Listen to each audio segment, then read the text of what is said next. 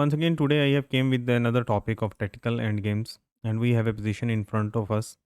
I want you people to think, pause the video, and think that it is white to move and win. And how is that possible? This game was played between Newman and NN in 1887. Now, I hope you have understood the concept that if you have to mate this king, the point is that your king must be at such type of location where this queen can't hit this pawn. Sorry, the queen can't hit this king. And there are two ways. If you place any move, for example, going to play like this, protecting this pawn, play any of these squares of the queen, then the problem is that white can draw by black can draw by continuously giving you the checks on the board, on whole over the board. So the move is over here is that queen e5, challenging the queen immediately and giving away the only pawn.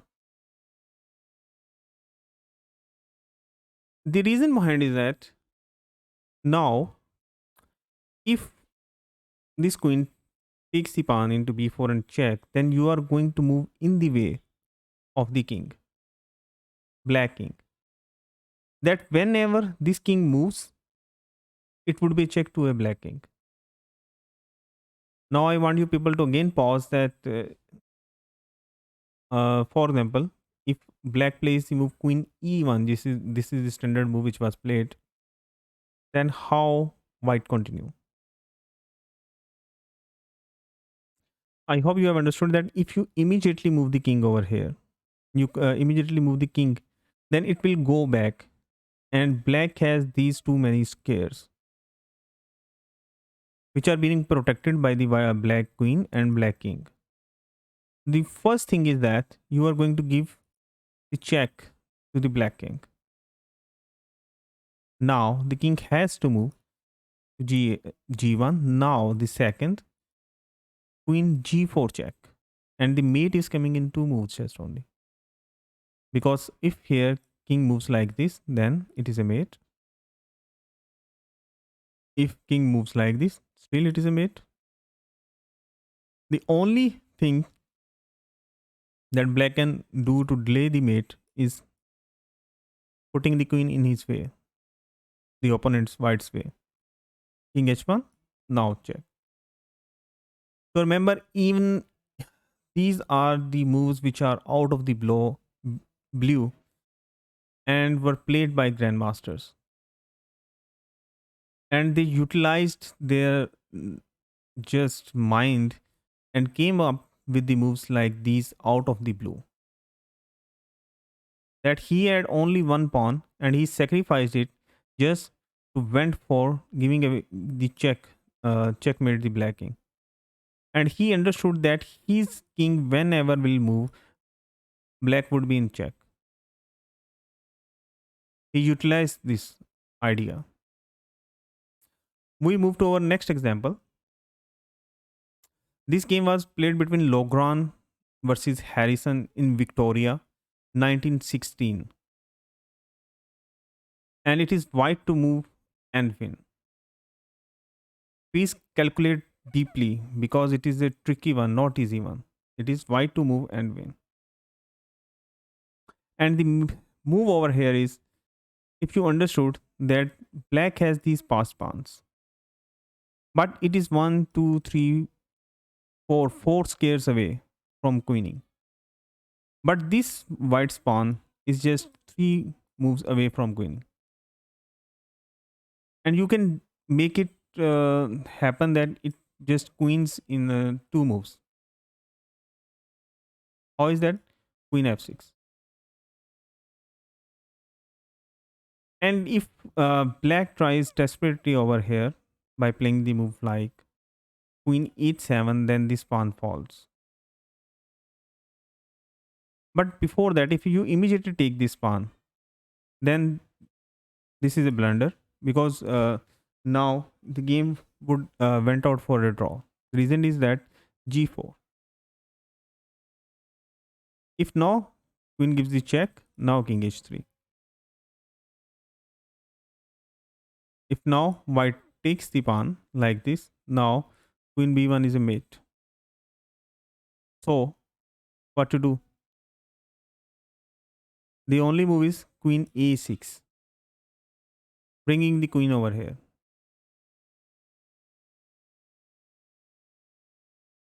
Now if g into f3 first, now queen e6 check first, bringing the king back, king h4, and this is a draw.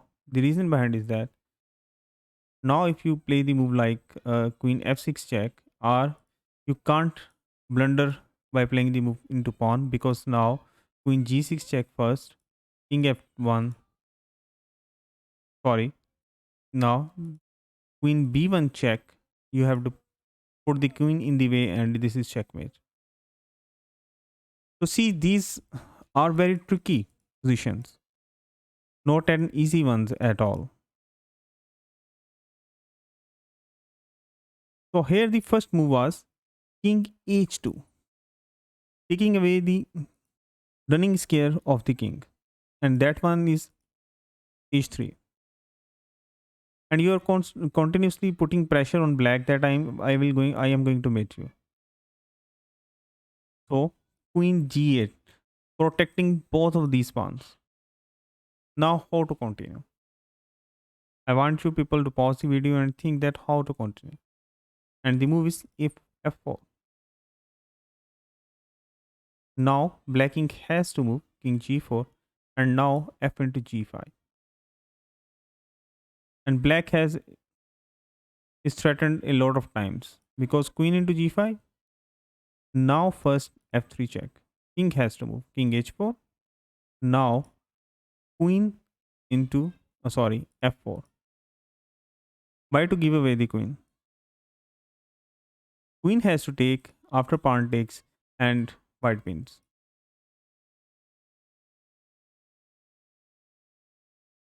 The move which was played in the game was queen h3.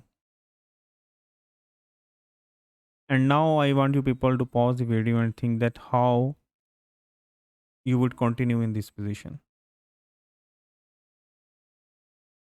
And white played just a quiet move, waiting move, and that was queen f7.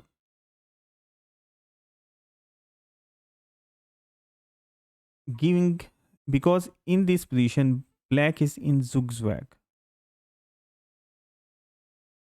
So white just plays the move queen f7, a quiet move. Now black has to move. He moves the pawn to d4. Now queen f8, another quiet move. The reason behind is that if you play the pawn over here, then I'm going to give you the check on b4, and which happened in the game actually. Instead of here, after queen f8, the best reply defense was queen f5, but still it loses because queen into f5, and now this pawn promotes.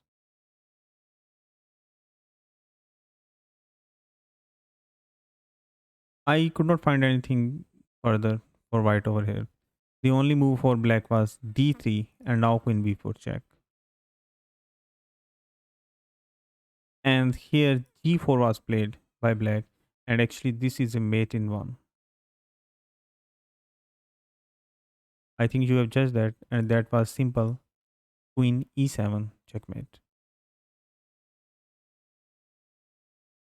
So a simple looking position is a very tricky one. Just use your mind and play the moves out of the blue, out of the box. We go back to our next example. This game was played between Kosev versus Jodovic in Soviet Union 1970. And here it was black to move, and he thought that he could play the move. He went for a draw actually, or a win. A tricky move was that h5. And after king into h5, now he played the move queen into f5. And this game is actually a draw. And I want you people to pause and think that what is the exact continuation to draw this game.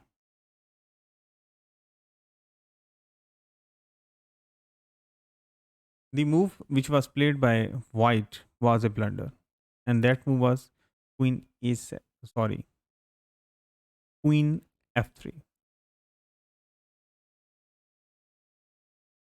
Now, have you picked the type that how black can win this position? The point is that this king is out of these squares, this square, this square, this square. Then how to mate him? And the way is that you are going to move your king to g8, then you to s7, then you can move. If you have the chance, you play the move like g6, then it is a checkmate. And here white was thinking that after queen f3 he's winning, but now he's lost because after king g8, queen b7 was played by white, and this was another blunder because now f into g5, f into g5, and now king h7. And there is no way that white can protect himself in this position. And white queen is in zigzag. For example, if he plays him like this, just only now queen f3 mate. If he keeps the queen, he has to keep his queen on this diagonal, and also to stop black from playing this move. And white queen can do one of these things only, because if the queen moves like for example over here, now this g6 is checkmate.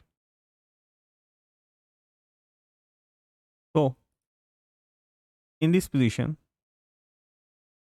over here in this position, black had thought out of this idea that he's going to give away this pawn h5.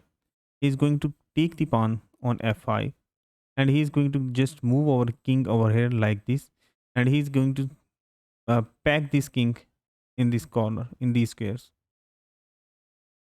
and he will try to go for checkmate. Instead of queen f3, the drawing chance was queen a7. The reason is that after you move the move king g8, now the move is queen e7, protecting this square.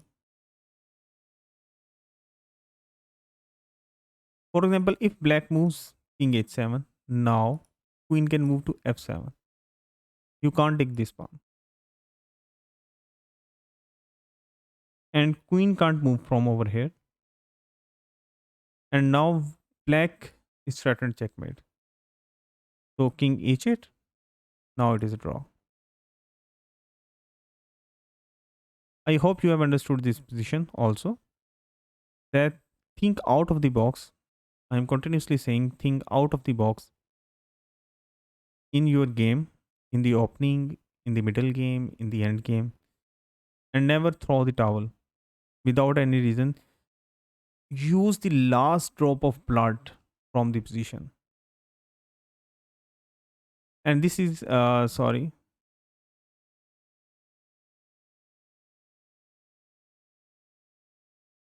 Uh, yes, this is the position.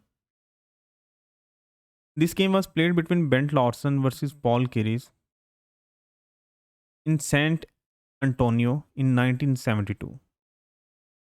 Black has given the check on this position to king. And here, Bent Larson thought that he can win this game. But indeed, this is a draw. And he made a blunder, and that was king f4. Sorry, f5. better move was here to go over king h3 and take the draw by moving like this. But he thought to himself, no, he can win the game. Now, queen is to check. King has to move. And he made another blunder. It was better to move the king over here onto e3 and give away this pawn. And white was going to able to retain this pawn and it would be a draw. But he went for king g5. And I want you people to pause the video over here and think that black to win and how he should continue. I hope you have understood that this pawn, if you take this pawn immediately and white takes it, then white is better. If you stop white from taking this pawn, then the move is queen g3, which was played by Paul Keres, a very strong grandmaster of past. And white is in zugzwang. He has to protect this pawn on f3 and he has to protect the square also of the check of the checkmate of the king. And queen has to move. So he moves queen e3. Now h into g4. Queen f4 was played by Bent Larsen.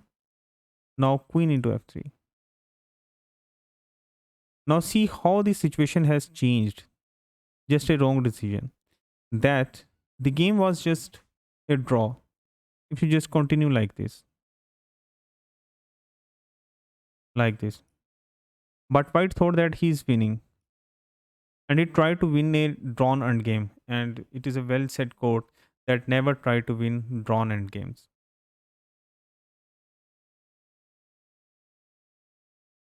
So king f4, queen e to check, king g5, another blunder. I'm going to show you one thing that what happens if king e3. The point is that queen will take the pawn immediately.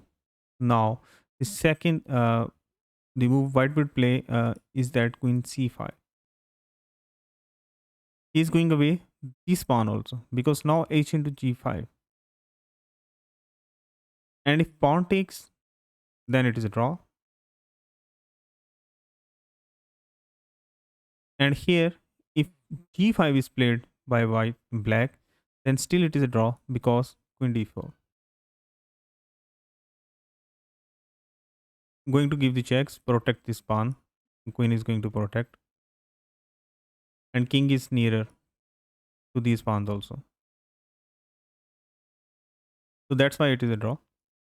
After king g5, now queen g3, queen e3, pawn takes, now queen into g5, now queen check first.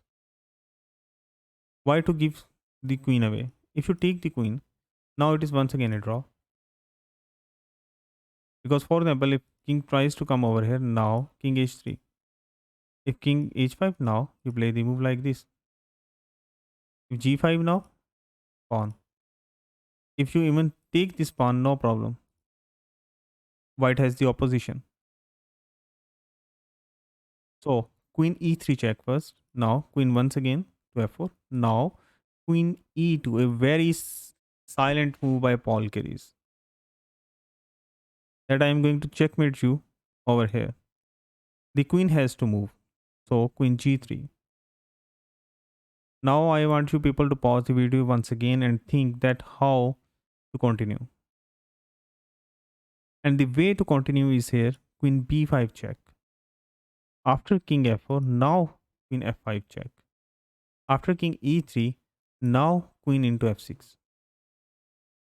And Paul Keres went on to win this game. because these two pawns were a shelter for black king, and white did not have proper checks, and Paul Carey's went to out to win this game. We move out to our next example. This game was played between Carter Knight versus Kutavi Scene in Vilnius in 1983. It is white to move. Black is promoting this pawn in just one move. It is white to move, and he mates the black king.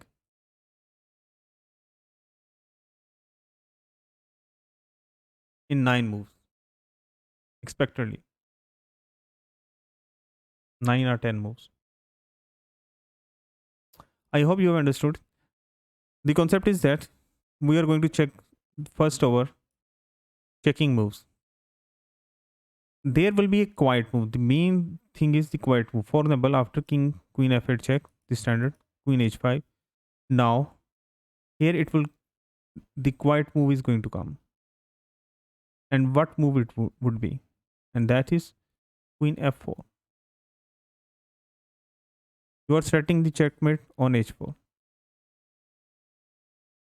And black has to move the pawn g5. Now, queen f7 check. King h6 back. Queen f6 check. King h5. Now, how to continue? Simple. You are going to sacrifice the pawn. If black does not take, now the move is queen f5, f3. And how to stop mate over here? White is going to mate in just one move. And black prayed desperately, and that was queen e4. And after queen into e4, now this pawn promotes to queen. But you give in this position just a tempo move, and that is h3, protecting this pawn. Queen has no better scares. Queen d2. Now once again queen f3. He is going to checkmate you. Now if black tries to play this move like queen f5, queen g3 check, and it is a checkmate.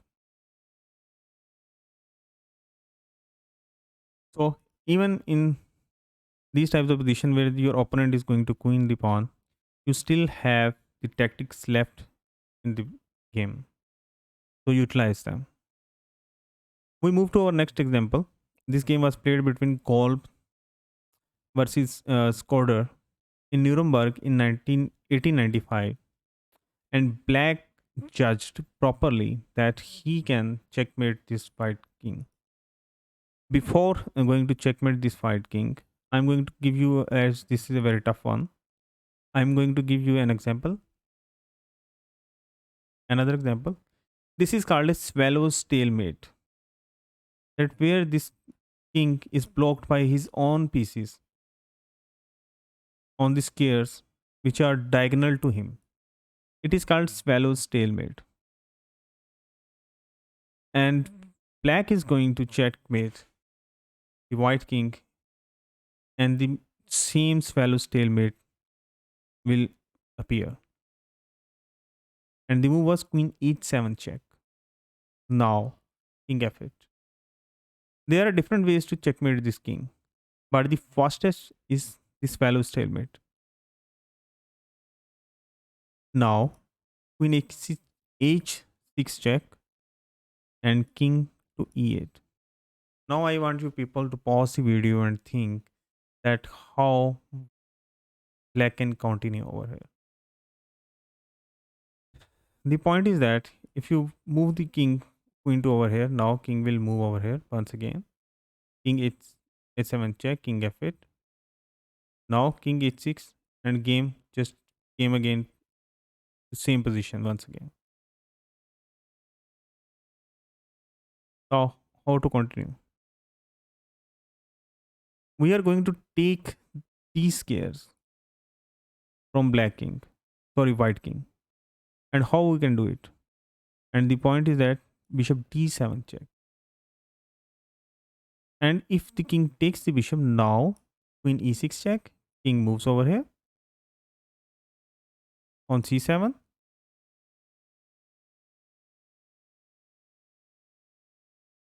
Actually, my net is not working properly. So after king e8, now bishop d7 check, king into d7, queen e6 check, king c7, and now queen c6 checkmate. Even the material is equal, but the white's king placement is very bad, and the placement of white's pieces are also bad.